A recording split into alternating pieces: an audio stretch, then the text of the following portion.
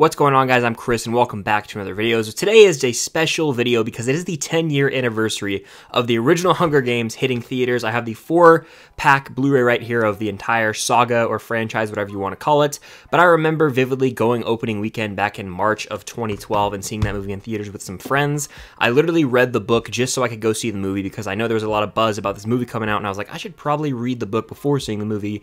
And it was one of the fastest books I've ever read in my entire life. I then went on to read Catching Fire before that movie, and so on. But without further ado, I'm going to be ranking all 4 of these movies from my least favorite to my favorite. It's a really solid franchise that I feel like I have never talked about on the channel before, aside from maybe in a live stream or two. So I'm really looking forward to getting into this ranking. But before I do that, make sure to hit the like button, comment down below your ranking of these movies because I really want to hear it. I've never really heard people's rankings, honestly. And make sure to subscribe and hit that notification bell so you don't miss out on any future videos, including a Hunger Games video coming later today. And I wanted to give you guys a heads up. There are some spoilers for the Hunger Games movies in this video, some big, some little. Just wanted to give you guys that heads up. But starting off my ranking, in last place is going to be the Hunger Games Mockingjay Part 1. Now, my big critique with the Hunger Games franchise is the fact that they decided to split the final book into 2 parts, because in my eyes, the Hunger Games Mockingjay Part 1 movie could have been 45 minutes. It really just drags on because the premise of this movie is the aftermath of the events of Catching Fire, and it's basically the start of like the final chapter of this rebellion, this huge confrontation. But there's a lot of downtime in this movie. I feel like they could have spent 30 to 45 minutes and then just combined it in with Mockingjay Part 2 to make like a 2.5 hour, 2 hour, 45 minute epic conclusion to this saga. I will say this movie ends with a bang when they rescue Peeta from the Capitol and bring him back, and he's absolutely tripping out as the final shot of this movie. And there's some really intense moments. For example, when they go and break Peeta out, that's a really riveting sequence that's well shot. And I love the way Finnick is voicing over while this is going down, because if you listen to what he says, it's a pretty insightful message. And this does a great job of propelling us into Part 2. My big flaw, though, is that it should have just been combined with Part 2. And it can be rather slow at times. It's the first movie without an actual Hunger Games, so it's got that going for it too. Next up on my list is going to be the Hunger Games Mockingjay Part 2, a movie that I really hated when I first saw in theaters back in 2015, but over time I have really warmed up to it because it is significantly better than Part 1, and while there is no Hunger Games and this is a straight up rebellion now, this movie kind of rocks, especially on rewatch when you've got this crew assembled to go assassinate President Snow, and they're working their way through this abandoned capital city with all these pods around that are basically mines or booby traps for the crew to encounter. There's a lot of awesome action here and some brutal deaths. One in particular, I'm going to spoil here, is when Finnick dies. That one absolutely rips my heart out because he's one of my favorite characters in the Hunger Games. So seeing him go always left me a little soured on the stomach. There's also the moment where Prim dies near the end of the movie that is very heartbreaking, and we really get to see the culmination of the Gale versus Peeta versus Katniss, like this love triangle that's going on, and we see Katniss ultimately pick Peeta, which is the right choice for her because Gale at times could be a little bit off and he didn't really understand the relationship and he kind of viewed himself first. A little bit of a selfish guy, if you ask me. There's also some pretty clever twists and turns in this movie. In the final act, we actually see Katniss kill Alma Coin instead of President Snow, which was definitely the right move. Mockingjay Part 2 does a really nice job of tying a bow on this Hunger Games franchise. There's lots of twists and turns you don't see coming. I think everyone has a fitting ending.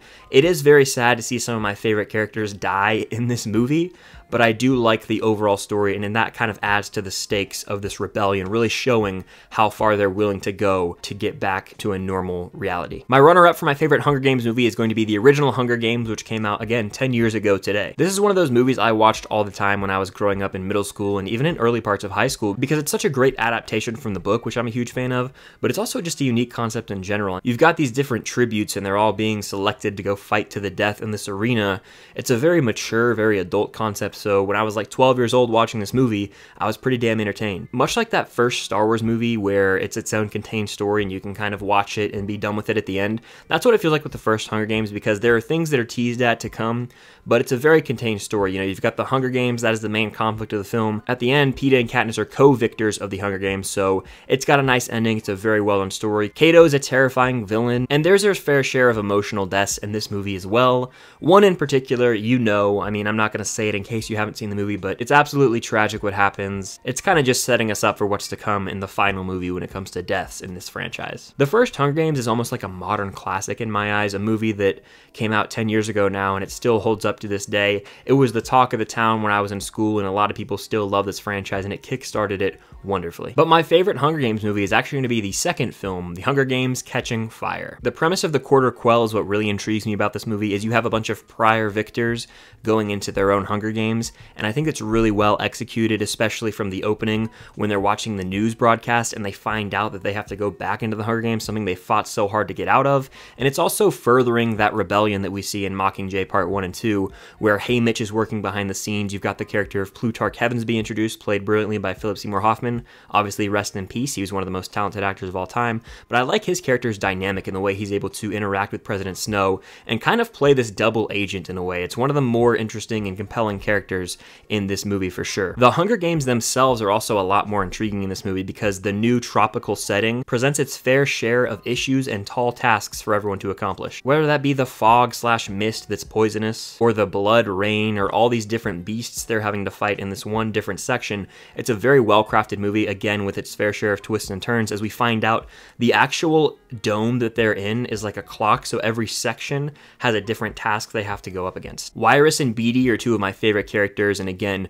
anything Jeffrey Wright is in, I'm going to be entranced by because he's got that voice that just really locks you in, and I love the way he kind of explains everything. The way that they plan out the final act where she shoots the arrow into the dome, it's all brilliant. Finnick Odair is also introduced in this movie, who's one of my favorite characters in the entire saga, and I really do miss him because, like I talked about in Mockngjay Part 2, gone too soon, I'm still not over it, but his introduction here adds this comedic levity, and it also adds a new dynamic to the relationship between Peeta and Katniss, because in a way, Finnick kind of sees himself in them as he had his own relationship with Annie. Catching Fire is an epic movie. It's the most rewatchable, it's the most fast-paced, and I think it's just overall the most well done in this entire franchise. It truly is the spark that starts the fire for the rebellion in the Hunger Games movies. So that's going to do it for my ranking of all the Hunger Games movies. Definitely let me know yours in the comments down below. What's your favorite? What's your least favorite? Do you agree with my list? Do you not? Let me know all that and more in the comments. Make sure to subscribe and hit that notification bell, as I will have another Hunger Games video out today. And if you guys really like my Hunger Games videos, I might make a few more, maybe here, maybe on Patreon as well, which I do have a Patreon. If you want to get to know me more, help support the channel, and see more videos, that is linked down below as well. But thank you guys so much for watching. Happy 10-year anniversary to the Hunger Games, the first one. This is one of my favorite movie franchises of all time, without a doubt. It really does hold up on rewatch, so make sure to go watch that movie to celebrate, and until next time, I'll see you guys later.